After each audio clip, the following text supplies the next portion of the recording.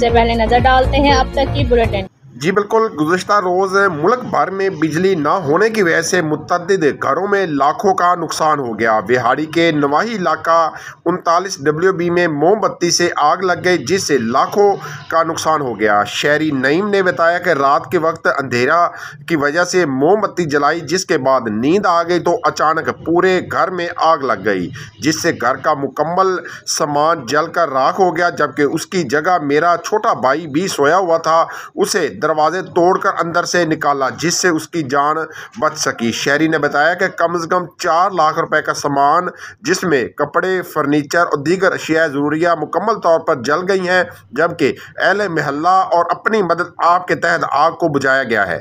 जी अस्सलाम वालेकुम जी, मैं मोहम्मद नईम चक नंबर 39WB में रहता हूँ।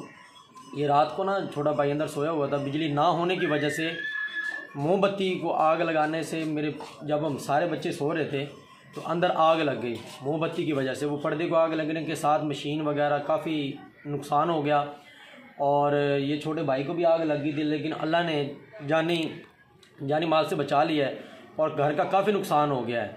तो मैं तमाम लोगों से यही गुजारिश करता हूँ कि आइंदा से एहतियात करें ताकि किसी के घर को ये दोबारा मसला ना बन सके। भैया आया, ग्रिल तोड़ी, उस टाइम पता लगा। ग्रिल तोड़ के अंदर आए ने ते मैं सोया सी, रजाई में आग लगी हुई थी ते भाई ने आके भाई निकाला।